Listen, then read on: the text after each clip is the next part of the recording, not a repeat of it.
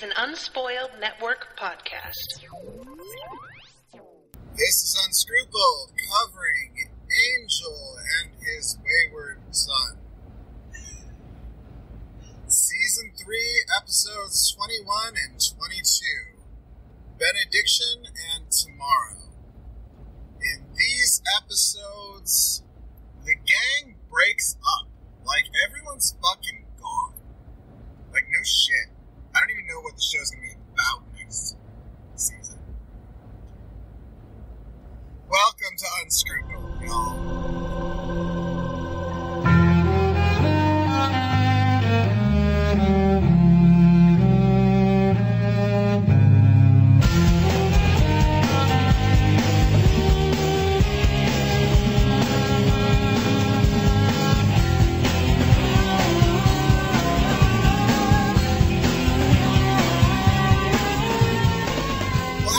Bitches. Out of there, money.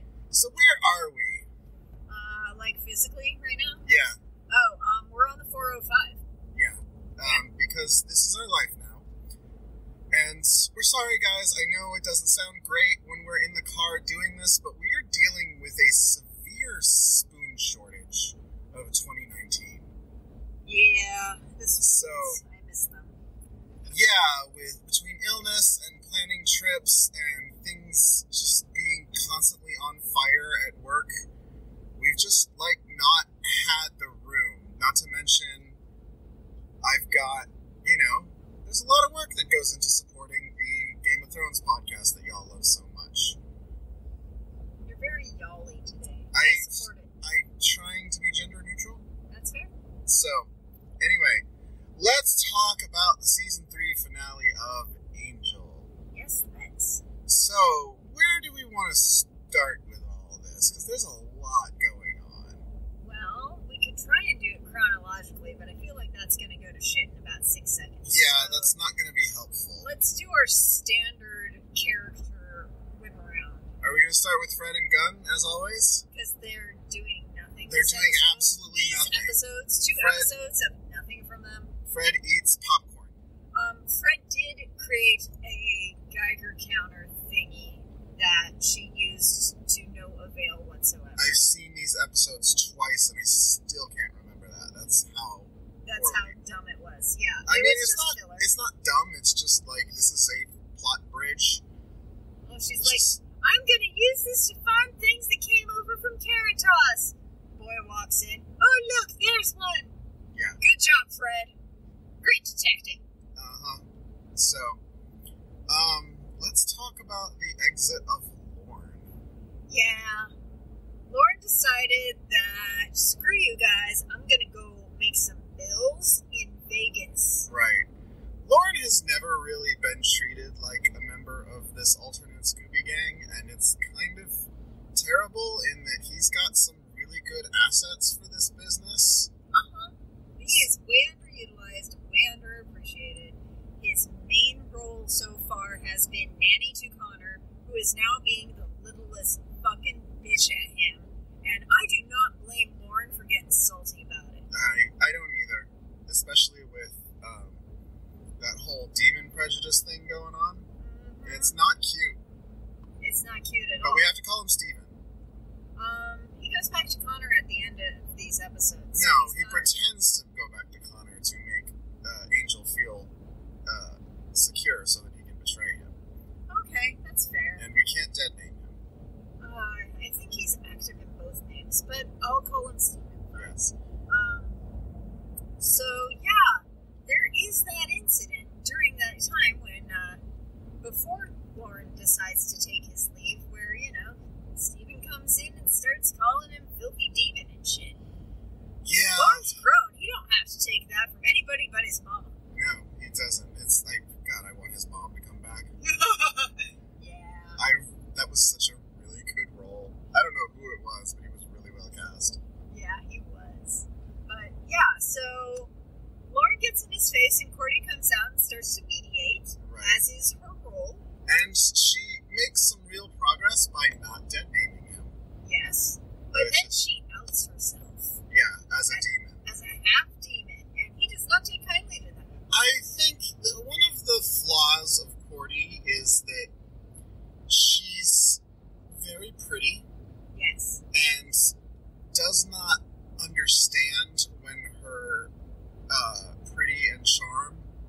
does not disarm a man. Like, she's not... It happened, because men are gross, it happens often enough that she can rely on it. But when it doesn't happen, she's completely taken aback. It's like, well, shit, what do I do now? Right.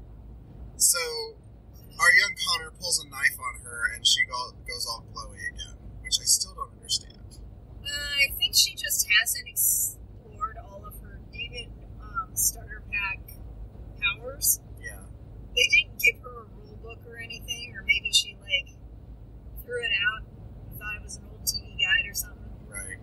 But, yeah, she doesn't know what her powers do right now, so she just kind of exudes calming energy or some shit, and makes most of the metal in the knife disappear. Yeah, she gets rid of his knife, so she's out of danger, and then she just kind of, like, gives him some psychic weed, right. And he chills right the fuck out.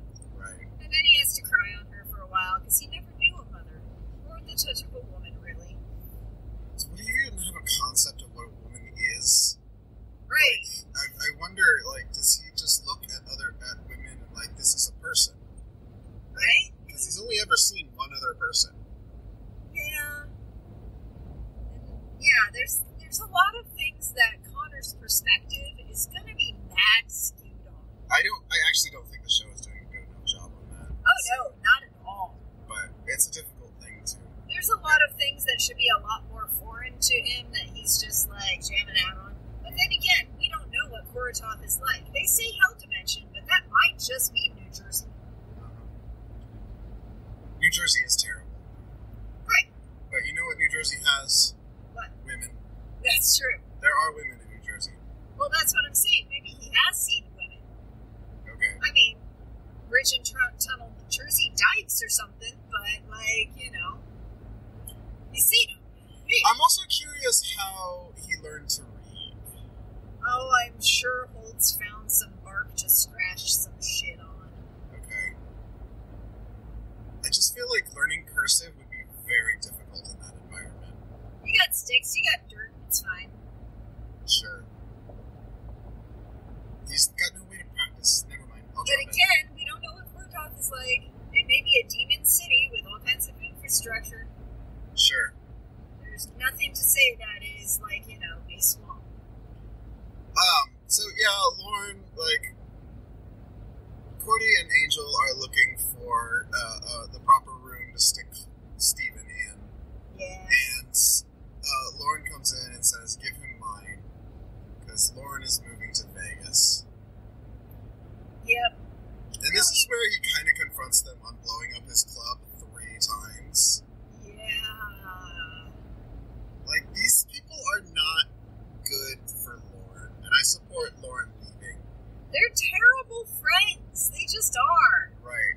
So, yeah, he's bailing. But before he goes, he has some advice for Angel. He leaves Cordy and Angel. He goes to pack. He comes back down. And he's got a little goodbye gift. Yeah, and it is to tell Angel that Cordy also feels this way about him. Yeah. Sadly, Cordy herself is completely unaware of it. But is she? For the moment. What do you think? Like, she just hadn't clued in? I don't know. Like, is it... Cordy has very, very... She's been in one relationship her entire life. Yeah, and it was with Xander. It was with Xander. Ew. Like, her closest, not romantic, but reliable relationship this entire time is fucking Phantom Dennis. Oh. That's fair. Yeah. Yeah. He is very supportive, though. He is. So, I stand Phantom Dennis. He is a good ghost. There should be more ghosts like him. He can hang. Yeah. So, yeah, that's what's going on with Lauren, and, like, his makeup looks better now. Yeah. They're doing more close-up shots of him. Right. How do you think Lauren is gonna do in Vegas? I think he's gonna do fine. Like, Yeah. I think this is him walking off a show just like Oz and Riley did. Okay. So, there is more to life than Angel and Buffy's bullshit. Pardon me. And on that note, we wish him well. Yeah. So, I'm glad he didn't go out the tarot way. I'm never going to hear the end of that shit, You're really not. Like, not ever. Have you noticed that when the men leave the show, they get jobs elsewhere, but when the women leave the show, they die? Yeah, actually. I am picking up on that this go-round. Joss. Yeah. Joss. It's not cool. Looking at you, Joss. What the fuck is all that? Someone dropped a box of, like, several thousand Burger King cups or something, and it's spread all over the highway. Yeah, that was a lot. Alright, so we mentioned that Cordy is starting to come to terms with her feelings for the lovely Angel. Well, okay, she isn't. She had someone mansplain her feelings to her, but in the kindest, gentlest way. Yeah. Because, God, I love the Gruselug.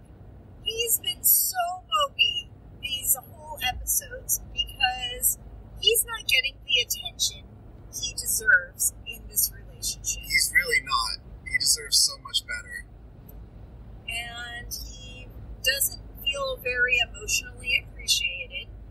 She seems down for some hot boning whenever that's a thing, unless it's at work, because that's not how Cordy rolls, which I call bullshit on, but whatever. But yeah, she's not giving him a lot of emotional intimacy, and he's really grieving it, because he doesn't have any friends here. He's so alone. Poor Gruselug. Yeah, the man deserves better, but it's better that this relationship ends where it is now. Oh, yeah. Before things get even worse. Yeah, and frankly, he can do a lot better. Where, though? Like, he's got no dimension to return to. Do you think he could, like, go pretend to not be the Gruselug after he's been deposed? I think that the hell dimension that they came from, Clerksclerk or whatever. Oh, Pylea, there we go.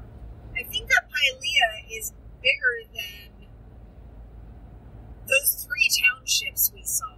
I think it's bigger than the township and the castle and the farm. I think there's lots of places he could go. There's probably neighboring, counties or something. Does he know how to get back there? Who's to say? But he could also be the night manager at a Wendy's, and it would be fine. He has no social security number. I'm sure he can figure it out. I don't think he can. I'm sure. Gruselug is many things, but resourceful is not one of them. Yeah. That's fair. Well, then he can be a bouncer, work under the table. Yeah. Hey, Lori should take him with him. Seriously, they'd be great together. Yeah. So, yeah, that's the Gruselug's exit from this show. Yeah, he just, says, Cordy, you love Angel.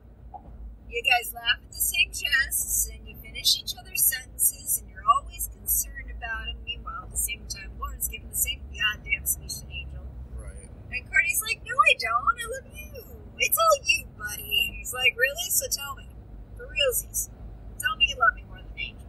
So, yeah. She's like, I can't say that. Why can't I say that? That's such bullshit. I should totally say that. It's not coming out.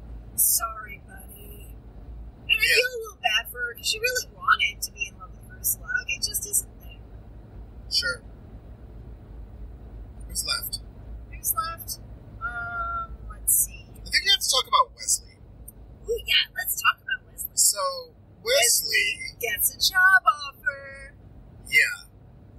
So it starts with Lila luring him to a club. Yeah. Where Cordy has had a vision that there's a woman about to be attacked by vampires. And the woman is about to be attacked by vampires because Lila set her up. Right. Lila set her up. She lured a pack of vampires to this club saying Justine will be there, and then she lured Justine there by saying there would be a bunch of vampires there, which is very, yeah. She's a gifted matchmaker. She's very good at what she does. Like, they really need to promote her. Her boss is useless. Yeah. Yeah. Lila, these are the seasons in which Lila becomes my fucking favorite. Alright, well. So, yeah. Wesley is meeting with Lila, and they have this, like... I started to feel the sexual tension here. Yeah. Really hard. Yeah. Where Lila is trying to piss him off, and he's trying to piss her off because he's just in a fucking mood, like men do. And I get that they're mortal enemies, but Jesus, Wesley, like, deal with your shit. I know you're dealing with a lot of guilt, but it's not Lila's fault. That's yours. Well, okay, to be fair, she's fucked with them a lot. She has. Like, them personally. She has gotten up in their grill so many times that I think he gets to hate her, and I think he gets to be mean to her. But she's not doing that today. Oh no. She's doing a test, a litmus test, of whether or not Wesley still has a soul. Turns out, he has got a soul, but it's kind of wobbly. I didn't get that. How is he having, like... This test was him watching Justine get attacked by vampires. So when he's about to walk off in a huff before she gets attacked by vampires, Lila says, "Oh, I was wondering if you were going to warn her first." And Wesley stops because he honestly doesn't know if he was going to warn her first. He hadn't figured that shit out yet, and it shows. And then he takes another look around and he's like, "Oh, I'm not going to have to. Moral quandary over." Right. Because Angel's here. And Angel's going to kill all those vampires. Yeah. I could just stand here and watch next to you, hot stuff. So Angel and Steven show up, and, like, this is a very good bonding moment for Angel and Steven. When Angel's like, "Hey, what do you want to do?" He's like, "You want to go kill some things?" And he's like, "Yeah, let's go kill some things," because that's probably the only entertainment he's ever had in his life, is killing things. Well, yeah. I mean, it's guaranteed to get your heart rate up. It's good cardio.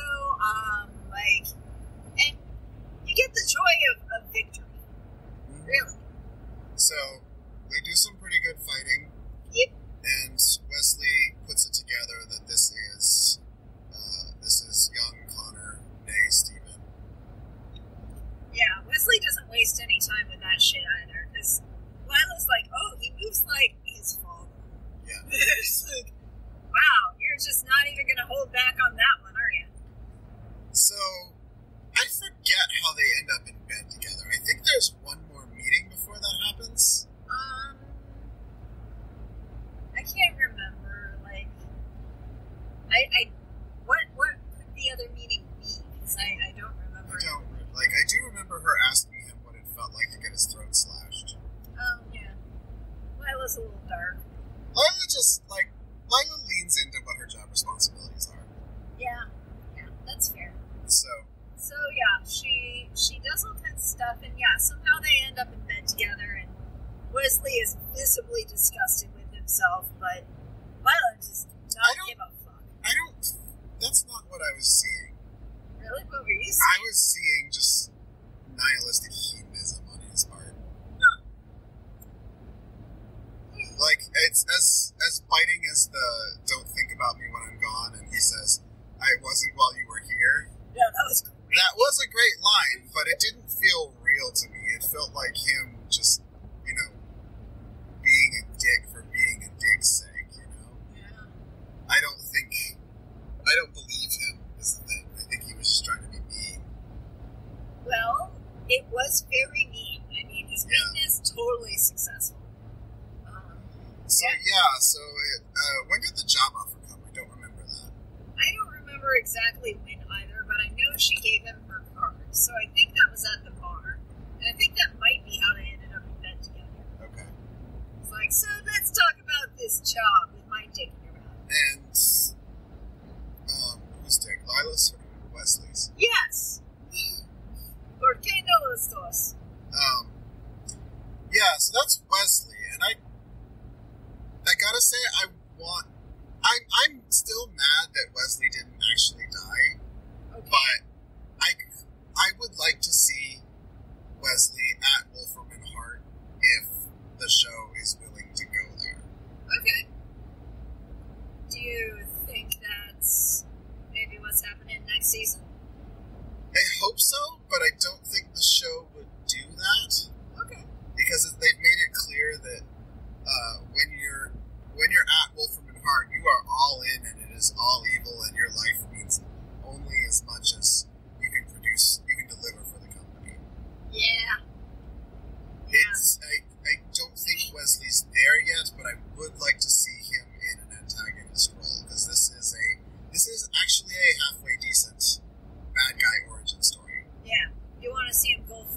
full dark side. Okay. Right.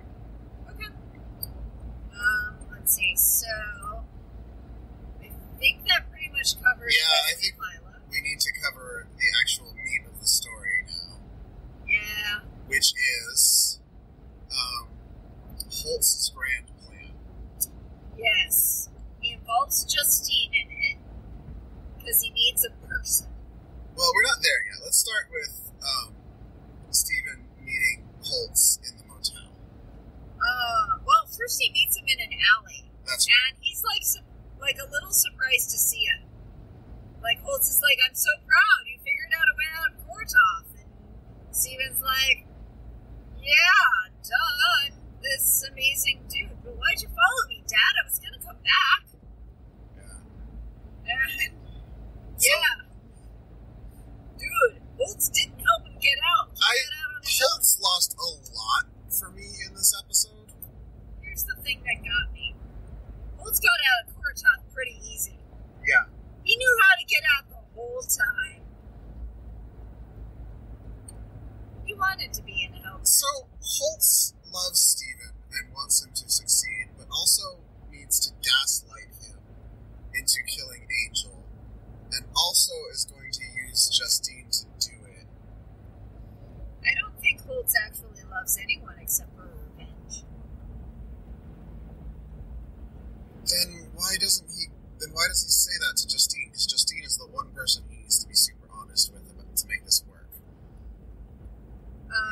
What does he say to Justine then? He says that my hate is gone and it's been replaced with love for this kid. And because he wants Justine to help him, and he knows that's what's gonna make her do it. I don't know. And then he does this Thanatos gambit where he has let's get there. So he has a conversation with Stephen and he tells Stephen to go to Angel. Yeah. And that's where Angel and Stephen start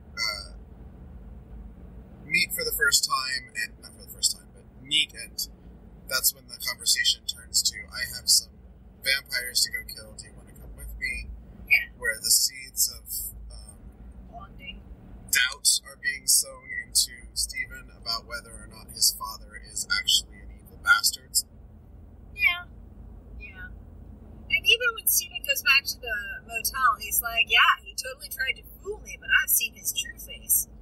And Holtz is just like, yeah, and I've seen yours. You had fun. How dare you? How dare you? You had fun. This is where you belong with this demon monster who you loathe. Why you gotta be so confusing, Dad? Jeez. Holtz is the worst. Yeah, Holtz is terrible. So, yeah. So he sends Stephen back, and Angel goes to see Holtz while Fred and Gunn did have one more thing to do. They had to suck at babysitting. Oh, yeah. Yeah, so Fred and Gunn take Stephen out to the ocean to, see some big empty water. And I forget how Justine ran into Holtz. Holtz sought her out, I think, because he needed a Girl Friday. Okay. And so he had her chilling like a villain in the background somewhere while he had a long talk with Angel and just said, hey. He wrote that letter. Yeah, I wrote this letter. I want you to give it to Connor. Go ahead and read it. It's open. In fact, I want you to read it. Go ahead. Do it. I dare you. Double dog dare you. Anyway, but yeah, I'm just gonna bail because his place is with you, and it's really important at this space in a boy's development that he really know how his vampire father works. So it's just like, oh, be a family. It's I'm chill. I'm cool. We're team dad here. And how the fuck does anyone buy that bullshit? I don't. Really? Well, Really? I get why Angel buys it. Because he why? wants to. No, because Angel's dumb. Yeah. He is Angel's pretty kind of stupid. That's fair. He's as dumb as Joe Biden. Whoa. Yeah. Shots fired. I said it. I don't think Angel deserves that level of dumb. No, I think he does. Okay. So, yeah. So Justine comes and she starts crying, but she's mad that he left her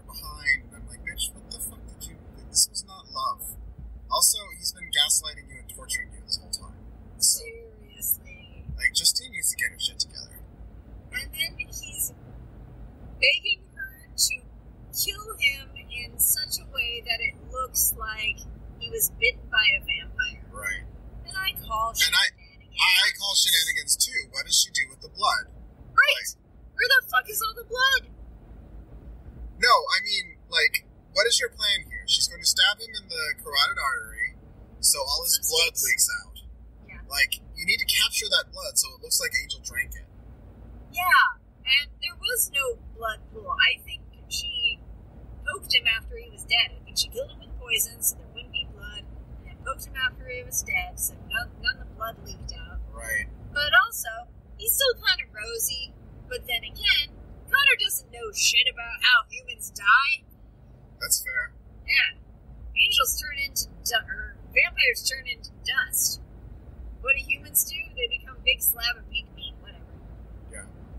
So, Stephen goes back to find his father being cradled by Justine. Yeah. She successfully gaslights him into saying it was Angel. And, yep. Tells him a web of lies. Right. And he buys it full force. And then they put him in the back of a pickup truck and they take him out to nowhere and they have this conversation. It's it's a little like a farm in Utah. Yeah, he told me about the farm where it would just be him and me, and that's when Justine starts to realize motherfucker had no intention of keeping her around. Yeah. He felt that a young growing boy doesn't need a mom. I don't know how to feel about Justine at this point. I really want to like her character. I think her actress is really selling what little she's got. Yeah. But at this point, we've seen her learn the truth about Angel and not care, which is fine. Yeah. But then she assists Angel and doesn't try to kill him when she does take out Zajan. Yeah. And just walks away. She's a woman of opportunity. Yeah, and now she's back in Holtz's grasp, doing his bidding from beyond the grave. What the fuck is his dumbass hold on her? Why does she like him so much? He has done nothing but betray her. I don't. Again and again. It's very Kill Bill-like, you know. You know how everyone loves Bill, even though he's a fucking monster, specifically to them. Yeah. And cheats on them and tells all these women that he loves them and only them, and they sort of know this but keep going anyway. Yeah, Bill's the worst, guys. Yeah. So, I just don't know how to think about Justine. She feels like she could be a powerful presence on this show, but the plot requires her to do things that don't really make sense in not just in her character, but in any character of any intelligence. Yeah. So... Can't even cut a throat right. Yeah. And the thing where she just continuously fails at everything she does, except for killing Holtz, apparently. Yeah. Yeah, it's just damn that woman. She kills a few vampires successfully. Okay, fine. But all her skullduggery always goes wrong. Anyway. I just, there's a lot more to this character, and I just wish she was treated better. Because one thing that's really good about both these shows is the recurring ancillary characters. I'll give you that. This is, for every Xander, there's a Faith. Yeah. Okay, so, Justine kind of... oh, no, wait, she's at the end. We're going to talk about the end on its whole entire self thing. Right. So, yeah, she kind of buggers off till the end. And Connor goes off with steel in his heart. Stephen goes off with steel in his heart and a mission. Mm-hmm. And that mission is to, patricide. Yeah. Yeah. So, so he's gonna keep the dad game going on for a little bit longer, and they want to do some bonding, and they decide to do some fighting, which is not a bad thing. Yeah, sparring is a great way to bond when, you're both warriors. Yeah. Yeah. So... You can talk while you're doing it, it's active, you're focused. And you can beat the shit out of Gunn and Fred. Which is also fun. Yeah. So they're having their fight, and Gunn is kind of not having it. Courtney's like, who the fuck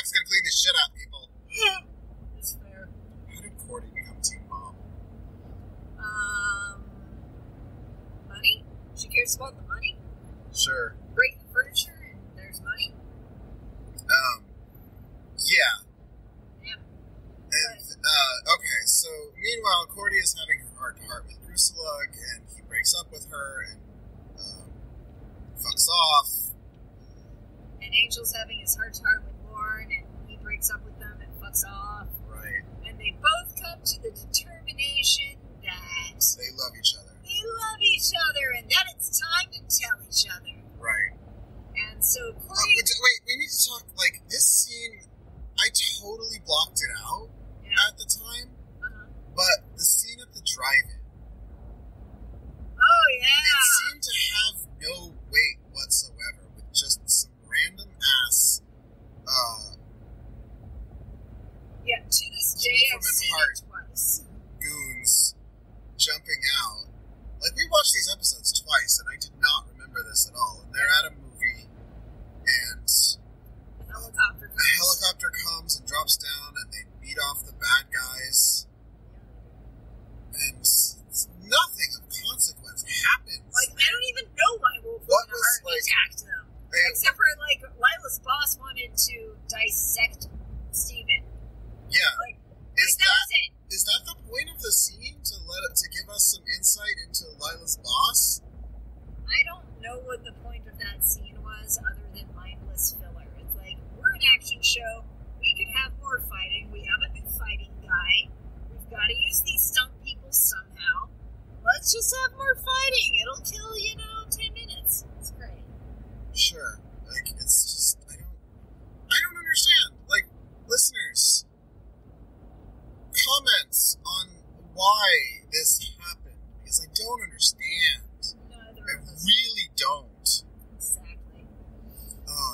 And then, so they get back home, and then there's the phone conversation with Cordy, where Cordy, like, it's very obvious what Cordy wants to say, and she wants to say it in person, in a beautiful spot where they can kiss, but she neglects something that I think you should take into account when you're going to have a serious relationship talk.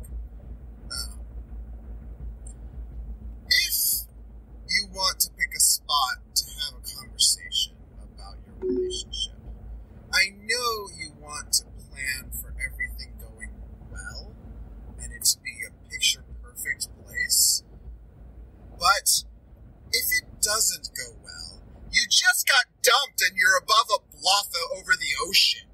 Right? And maybe your impulse control isn't at its best. Jesus Christ, people. Also, anyone who's been to the beach in California knows this. It's windy. It's windy all the time. Yeah. Not only is it windy all the time, it's fucking loud. The ocean, it's loud. You can't hear shit at those bluffs. The waves are crashing all majestically. You can't hear a goddamn thing. Okay. So then we have the dual betrayals. Dun dun dun. Cordy is betrayed by the powers that be. Yep, they suck her up to be a higher being. And I really felt for Cordy here. And when we talked about this, because we saw this a couple of weeks ago, and we just, like, didn't have the spoons to record because of all the reasons we talked about earlier, it felt at the time like an exit for Cordy. Okay. But I don't think it is. Okay. What makes you say that? Given where the Whedonverse has gone,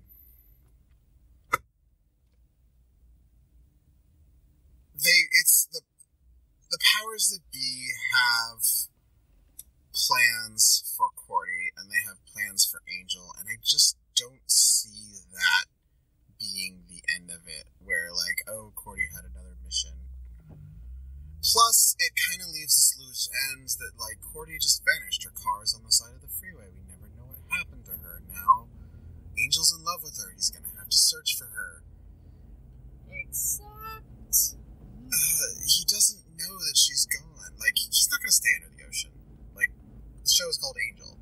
How is he gonna get out of the ocean? Somehow. I don't know how. So I think Steven might have a change of heart. I think Justine might cough up the truth and get her ass killed for it. Okay, then, so this brings us to the next betrayal. Yeah. Angel gets jumped at the bluff, and he gets taken to a little boat where Stephen Connor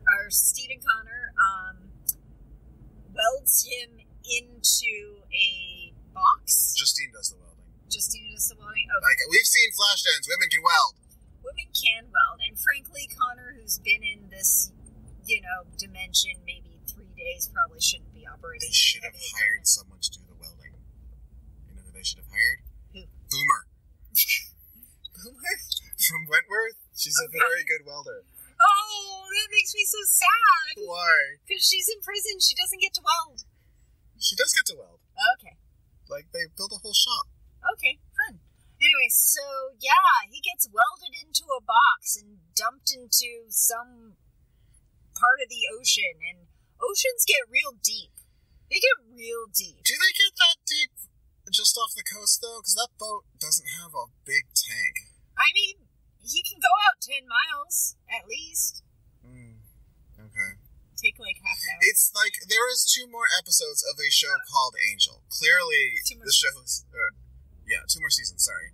Yes. Clearly, the show is not done with Angel as a character. He's getting out of the ocean somehow. Okay. And they can't do a time jump to 100 years later because they have another show going on that happens concurrently. Well, what kind of state do you think he'll be in? Well, okay, first of all, how long do you think it's going to take for Angel to get out of the box? I don't think it'll take him that long.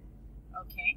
And what sort of state do you think he'll be in when he gets out? I think he'll be annoyed. Okay.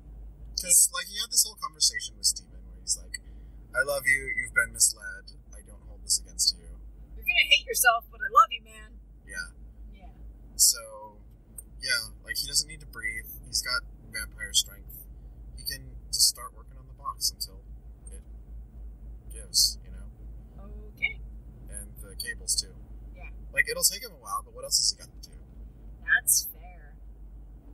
I mean, so you can't even jerk off properly there. Yeah, but he can't breathe, so he's not going to run out of air. He doesn't get hungry. Oh, he gets thirsty. He's just His thirst will grow and grow. Yeah, he's just going to keep working at it till it goes. And I don't think the salt water's going to help. Okay. It's corrosive. All right. So after this, what do you think Steven and Justine do? I think it's not going to be very long before Justine spills the beans, gets her ass killed, and then Steven, goes back to our alternate Scooby Gang to get help excavating him from the bottom of the ocean. Okay. Even if Steven knew the truth, though, why would he give a shit about Angel? Because, Angel's a demon. Steven hates demons. Right, but he also killed a bunch of vampires with his demon father. Okay. And I'm willing to bet he's a little turned on by Cordy, who's also demon.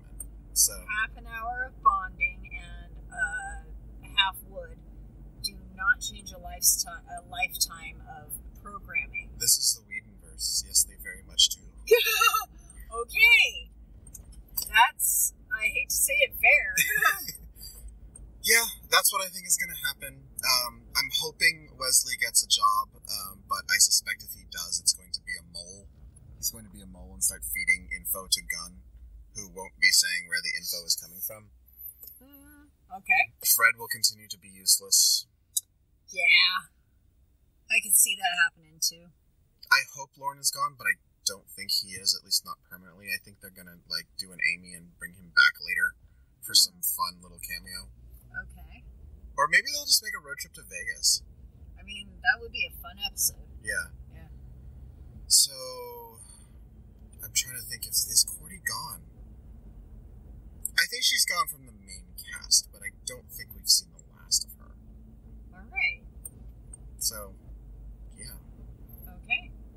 Well, I guess those are our episodes. Those are our episodes, guys. Yeah, once again, we don't have a whole lot to say about Angel because it's just it's not a whole lot going on that's under the surface. It's also not very relatable in any real way. Yeah. Because, everything in here is so far from our lived experience that, the one I felt the most in this is Just because I've been through a breakup before. That's fair. That's really it. I felt like Lorne in my life, the thing where it's like, well, no one here really appreciates me, so I'm just gonna GTFO. And then doing that thing. I have absolutely been Lorne. Yeah. So, okay, those are who we identify as. And those are the two who have the least screen time in these episodes. Yeah. So, yeah. I think I want to start doing that. Who do you identify with in this episode? Okay. That's kind of fun. We'll try it out a couple times. Yeah. So, y'all, we're home. We stayed late to watch these episodes again. We tried to podcast at the office, but, like, we started reading and we just didn't remember, or at least I didn't remember enough, because it's been a couple of weeks since we've seen it. So, yeah, we are home, and we are going to say goodnight, and we're sorry about the long break, but, like, we're committed to doing this, and I would like to not cover my ears anytime anyone says Buffy or Angel. We're almost there, bro. Yeah. We're only 33 weeks away. Hey, that's less than a year. Yeah. We're the closest we've ever been. Yeah. Yeah. It's been an interesting ride. So I'm really, like, and I didn't hate these episodes. It's hard to talk about this whole plot line because there's so many, like, turns that don't really make a whole lot of character sense. Yeah, it's not completely out of the realm. You can say it's like, oh, he's befuddled because things happened. But, yeah, it's been a weird ride. Yeah. Alright, we're gonna say bye, y'all, because we're hungry. Yes. Bye, y'all. Bye!